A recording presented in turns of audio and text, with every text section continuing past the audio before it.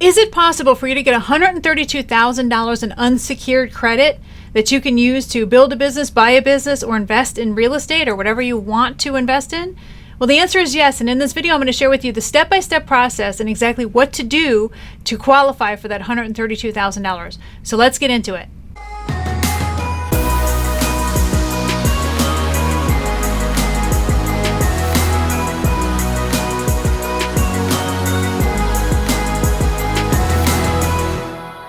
Okay, so first and foremost, you might not be aware, but what I'm talking about is unsecured business credit, meaning that you can get a lot more money in unsecured credit than you could ever qualify for when it comes to your personal credit.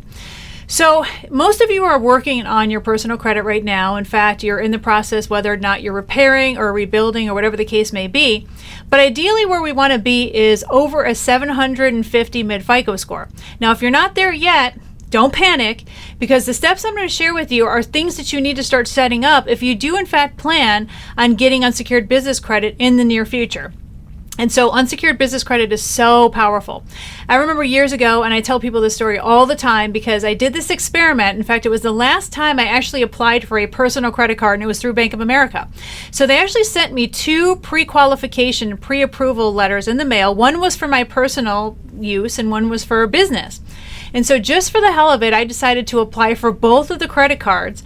And Bank of America ended up giving me $5,000 personally for my personal card, and they gave me over $18,000 for my business credit card. And so I was just thinking to myself, I'm like, well, this was based on the same FICO score, which at that time it was around 750 mid-FICO. So I knew the power of getting unsecured business credit just eclipsed what they give you in personal credit usage, because they realize that businesses need money for inventory, they need money to continue functioning their business, and they will give a business a lot more money even using the same owner's FICO score than they will ever give the owner in personal credit. And so that's when I realized it's like, if you really want to be able to play the credit game, you need to understand exactly how to gain access to and tap into this business credit. So then that way you can start using these backdoor loopholes to use OPM or other people's money to ultimately start building a business, buying a business. You can even go on a website like flippa.com, for example, and buy an already pre-existing cash flowing business, or you can invest in real estate or whatever the case may be. Now, I know some of you might argue, it's like, well, do I really want to get deeper in debt to start a cash flowing business or to invest in some kind of cash flowing asset? And the answer is yes. Why not use other people's money? Multimillionaires and billionaires use other people's money when they're trying to invest in real estate, for example, or invest in a business or to expand a business. They don't want to take a risk of pulling money out of their personal accounts to be able to put into these enterprises. So they use OPM or other people's money to minimize their own personal risk, and at the same time to be able to use virtually endless amounts of this kind of cash to basically, the sky's the limit in how much they can invest and how much they can grow their business when they have access to other people's money instead of just using their own. And so I think it's short-minded, small-minded when people are just like, well, I just want to pay cash for everything and I just want to never be in debt. It's like, okay, well, I understand that and I respect that, because nobody really wants to be in what we call negative debt. But we want to have a positive debt experience, meaning that we can actually borrow unsecured business credit to get cash flow. You know, you're probably never going to be able to afford a pre-existing cash flowing business that's already making $15,000 to $20,000 a month. But if you could borrow the money, maybe it's going to cost you $250,000 to be able to borrow the money, that $250,000 to be able to buy a business that's already cash flowing $15,000 to $20,000 a month. You just go in there as the new owner. They basically tell you exactly how to set up this new business, and then they hand the reins over to you. And you already have a pre-existing, successful, tested, and proven business, rather than you grinding it out, going to all these different seminars or reading all these different books about how you can start your own business and all these other things, and then taking a 20-year learning curve to figure it all out yourself. Sometimes it's just simply not worth it. In fact, time is money, and many of us don't even really have a lot of time left at the end of our clock here, and maybe we don't even have 20 years, or maybe we're not even really interested in spending 20 years learning how to create a business from scratch. And so that's why a lot of people prefer to buy cash flowing businesses. Well, the only time you're ever going to be able to raise that kind of capital to be able to ultimately buy a cash flowing business of that size is to be able to have access to unsecured business credit. So let's talk about the steps that you need to know to start a business to get access to this unsecured business credit. So first and foremost, you obviously need a business, right?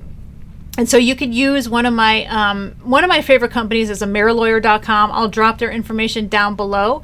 It's AmeriLawyer.com, and you can form a corporation in your home state, or you can form a corporation in one of the 4 anonymous states. So the 4 anonymous states are Wyoming, Delaware, New Mexico, and Nevada. Now I caution you against Nevada because unless you actually physically live in Nevada, I don't really recommend that you get a Nevada corporation because they tend to go under greater scrutiny with the IRS than the other 3 states that I mentioned. So I would focus on either Wyoming or Delaware. I've never done a New Mexico corporation, so I can't tell you anything about it. But if you live there, good luck to you, because I would recommend that you definitely get an anonymous New Mexico corporation. Otherwise, for the rest of you that doesn't either live in Nevada or New Mexico, you'll probably end up getting a corporation in Wyoming or Delaware, and I have a couple of resources down below for you if you select one of those states, and you'll definitely want it to be anonymous, which means that nobody will know that you own the company or corporation. I like to keep my affairs private, and I'm sure you do as well.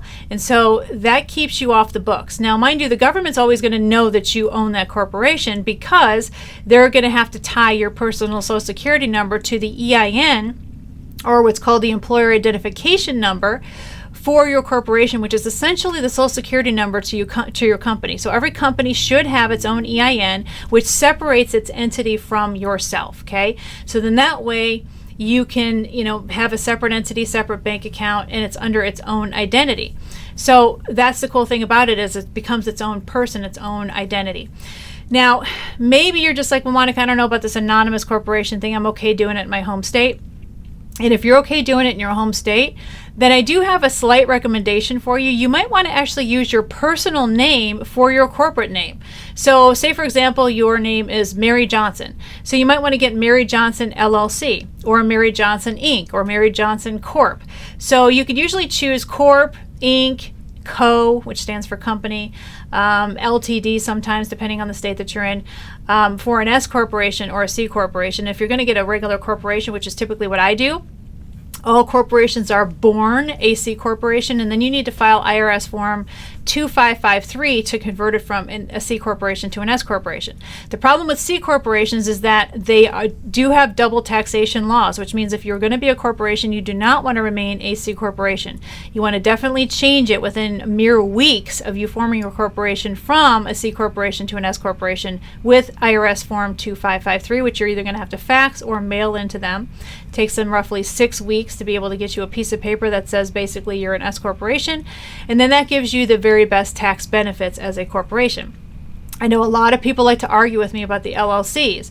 They'd rather be an LLC, but let me warn you, if you want to be an LLC and you don't have an actual partner, then you need to change that LLC to a single member LLC, which also requires form 2553, the same form, the same IRS.gov form that you can get to change your C corporation to an S corporation. So either way, you're going to be filing that form 2553 with the IRS, okay? And that way you can make sure that you're above board. So if you're all about the LLCs, great, good on you. Then you can go ahead and get your own LLC. So again, if you want to file a corporation in your own home state, you don't want to pay the extra anonymous corporation fees, or don't want to go in an anonymous state, that's fine. Then you might want to consider actually having your name, first and last name, LLC, or first and last name incorporated. And then that way you can actually now have a separate EIN number, and it actually helps you build credit faster. It's kind of a weird way of doing it. Now, this would be one of your 2 corporations at some point, so later on you'll probably get another corporation. But I like to do it that way. It also allows me to kind of keep people that might be predatory out of my personal business, because it kind of separates everything. It kind of makes myself a business, if you will. To whereas if I don't want anybody attacking me financially on a personal level, I can have my name in a corporation and it still remains a separate entity. It's almost like my identical twin in a way, like literally identical, because it would have my same name, right? So that's one way of doing it. Or you would want to have just a general name corporation, meaning that if you ever told somebody, hey, I'm starting a business and I'm going to call it fill in the blank, you want them to literally not know what you do, okay? You don't want it to be very designated to a specific company. I made the mistake a long time ago. I was about to go into a partnership to do golf products. And so I ended up naming a corporation Golf Pro something or another. I can't remember the name. And then the partnership ended up falling apart before we even really got started. And so I ended up not being able to use that corporation for any other type of business because I had golf on it and I was never going to sell any golf products on my own. So that's the lesson that I learned in that, is that, you want to have generic corporations, meaning that people just simply do not know what you do. And then that way, if you ever wanted to pivot your enterprises or pivot your entrepreneurial pursuits, you can do that. You could change your product line, you could change whatever you want, and you don't have to change your corporation or your corporate name because you already have one that's pretty generic. So start thinking in terms of maybe your initials, like maybe if your name is Mary Johnson, maybe MJ Enterprises International Inc., or maybe you want to have your sun sign. Maybe if you're a Gemini, maybe you want to have Gemini International Inc., or maybe you want to use a combination of your sun sign and your child's sun sign. Like for example, maybe your child's sun sign is maybe a Libra and you're maybe a Capricorn, so Capribra, International or Capribra Inc. You want it to be very unusual and unique. Or maybe you like animals. Maybe you like certain kinds of like animals, like a barracuda that's kind of like vicious and ferocious.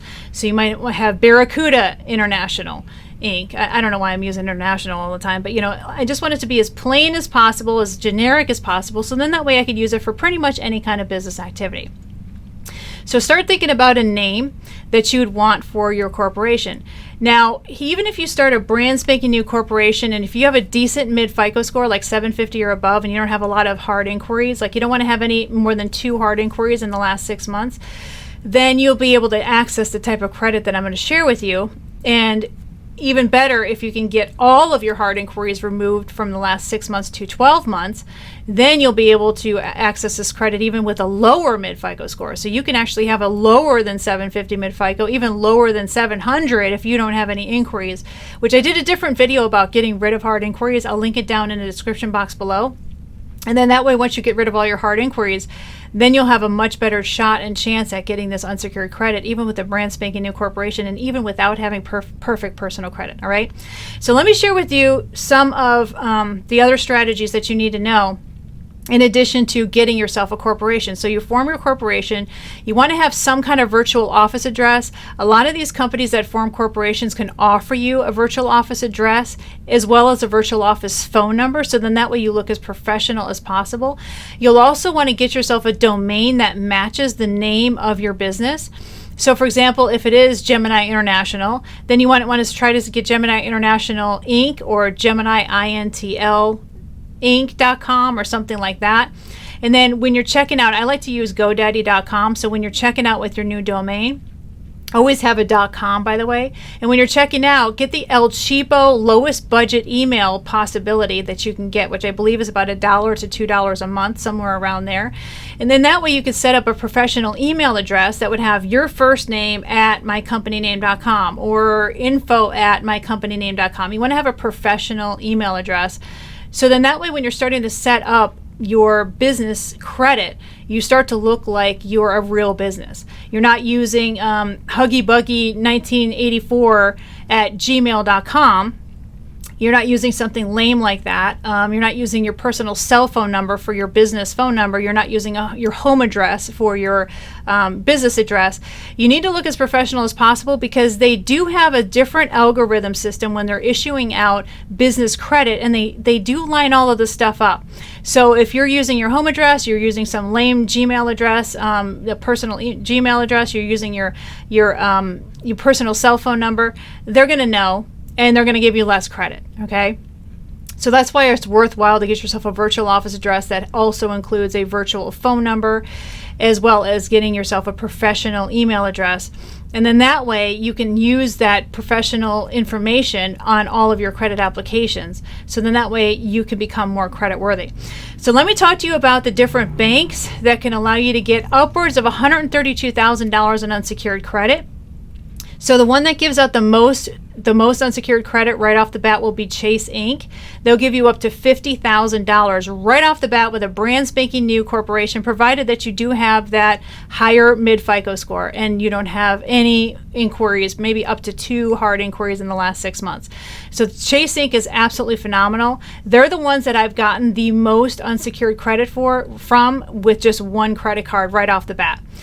So I absolutely love Chase Inc. But you have to use it, and you have to use the card a lot, because if you don't use it for a period of time, they will close your account, and you don't want to do that. You don't want to lose that business relationship with Chase Inc. The next highest is going to be U.S. Bank. They'll give you up to $35,000 in unsecured credit from U.S. Bank. And again, as long as you have a decent mid-FICO score and, up to 2 hard inquiries in the last 6 months, which, by the way, if you do have hard inquiries, try to have them removed before you start applying for anything, then they'll give you about $35,000 or up to that right off the bat. And then also, you want to take a look at American Express. American Express is one of my favorites, but they'll give you roughly $22,000 to $25,000 in unsecured credit right off the bat. So they're a really, really good option as well. I absolutely love American Express. I have maxed out the amount of American Express cards that I can get. I have 5 business American Expresses and 1 personal American Express. You can get the maximum of 6 American Express cards. That's all you can get. So I have literally maxed out on the amount of cards that I can get from them. So absolutely awesome to start a business relationship with them. Okay, and then finally, this is a newer one. So I did a recent video about starting a Navy Federal bank account, and you're going to start off with a personal bank account. You can go through the tutorial that I share with you in the video, and you should not worry about having an affiliation with the military. I show you exactly in the video how to get through that part of it, and you can start an online personal account. Now, immediately after you start your online personal account, you're going to want to start a business relationship with Navy Federal as well. It's an amazing credit union, one of the best credit unions in the country, and so they have some amazing unsecured credit power. Now, for a business credit card, they're going to offer you up to $25,000. So Navy Federal will offer you up to $25,000 for your unsecured business credit card, okay? So then there's that option. So between the three credit issuing banks that I mentioned, was it 3 or 4? No, I'm sorry, 4.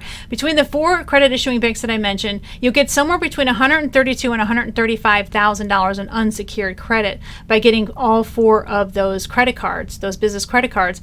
And by the way, remember, you can have a brand spanking new business. You don't have to buy a seasoned shelf corporation that's going to cost you thousands of dollars to be able to qualify for this kind of credit. As long as your mid-FICO score is decent, you don't have a bunch of hard inquiries, ideally 0 in the last 6 months, then you'll be able to qualify for these business credit cards. And of course, they're going to give you way more money with these unsecured business credit cards than they'll ever give you on a personal credit card from any of these card issuing banks, okay? So you're probably thinking, okay, Monica, well, what do I do with the money? Well, you need to start thinking in terms of what you want to apply the money toward, or what you want to do with the money before you even get the money, okay? Because a lot of these will offer you a 0% or really low promotional period for upwards of 12 months. Some of them are slightly longer than 12 months, but usually it's about 12 months. And so you'll get 0% APR money to work with to be able to buy a business. Maybe you want to go to flipper.com, start looking for businesses to buy right now that can give you that $15,000 to $20,000 a month cash flow. Or maybe start looking at some real estate properties. I don't really recommend real estate right now, unless you decide to do what I call the roommate strategy, where you can get roommates into, say, a 4-bedroom house. But other than that, real estate's probably not a really good place to start investing money right now. So I would recommend some kind of flippa.com business that's already cash flowing, that's already making money, that you can just move right into just by basically paying what they want and starting to get the cash flow right away. And of course, having them train you on how the business works. That's the very best way of getting involved in a already tested and proven cash flowing business. Because the last thing you want to do is use other people's money to start testing out business theories and business plans that may or may not work. You'll be pissing away a lot of money, wasting a lot of money, and then ultimately getting into debt that you can't handle and that you can't pay back. And that's the last thing that you want to do. So you want to be able to get this money with a plan in mind first. You want to have a plan for the cash flow first before you go start getting the money. The money's there. Everybody always thinks that the money's so hard to get. It's not hard to get, okay? It's easy to get once you understand how to pull the strings and get through the backdoor loopholes, okay? Now, I should warn you about a couple banks you do not want to do business with as business, a new business creditor, if that's even a word, and that is Discover. Discover business credit card, they'll put that on your personal credit report. Now, mind you, all these other credit issuing banks that I just mentioned, they do not put your business credit on your personal credit report, which will not weigh down your FICO score. However, Discover will, and so will Capital One. Capital One Sparks card will also report on your personal credit report as well. Those are the two business credit cards I tell people never to get because they report on your personal credit, but the rest of them do not, okay? And so that's the cool thing about sometimes getting some of these business credit cards is that you can get this credit and it never shows up in your personal credit report, ever. Unless, of course, it's Capital One or Discover, okay, which is, by the way, the same company at this point. So that is my recommendation. I recommend that you definitely jump on this. And if you're still in the process of rebuilding your credit or repairing your credit, you might want to consider getting yourself one of those corporations set up right now, because eventually you're going to need that corporation. And if you know it's going to take you maybe 6 months to a year to start the process of getting this kind of credit, maybe it's going to take you that long to get that 750 or higher mid FICO score, that's fine. Consider getting your corporation set up now. So then that way, by the time you start the process of getting unsecured business credit cards, you'll have a little seasoning under your belt and it'll make your company look a little bit older on paper. And so it'll actually have a little bit, tiny bit more legitimacy with the bank when they're looking at your application than some brand spanking new business. Yes, you can get credit like this with a brand spanking new business, but it just makes you look a little bit older and more legitimate if it's, say, a year old by the time you're able to start applying, okay? So start the process of getting set up. Everybody needs a corporation, in the very least, just to be able to protect yourself liability-wise. But at most, of course, is to start tapping into that unsecured business credit, because you're not going to be able to do it without a business entity and without an EIN number. In fact, you should never use your personal Social Security number as your only numeric system within the business credit system. You need to have, obviously, your Social Security number and an EIN number at all times. Never operate as a sole proprietor. That's never recommended. Not a good way to go. Okay, so you're going to need those two things. You're a really decent mid FICO score and a business entity in good standing with an EIN number, so then that way you can start applying for this credit, all right? But again, you want to do this responsibly. You're not doing this to be short-sighted. You're not doing this to screw over any banks. What you're doing is to use this for the purposes of building wealth. So in the very least, maybe you're just going on flipit.com just to check it out, just to see what kind of, already pre-existing seasoned business opportunities are out there for you that you can actually jump on and get, a sizable monthly income coming in. Just take a look at that just to get your juices flowing, just to see what's available for you. You'll get all excited. You'll be like, okay, I need to raise $100,000 for a business that can make me X amount of dollars every month. And it'll just get you kind of excited, knowing that that's what your end goal is. So then that way one day, sooner than later, you can stop working for somebody else or stop being broke all the time and actually start getting that monthly cash flow that you deserve. So if you found that this was useful to you, please give me a nice thumbs up, as well as subscribe to my channel. Be sure to sign up for my free group at school.com/Monica Main, as well as get my free dispute letters at getdisputeletters.com or secretcreditletters.com if you're still in the process of fixing your credit. In the meantime, this is Monica Main signing off, and I will see you in the next video.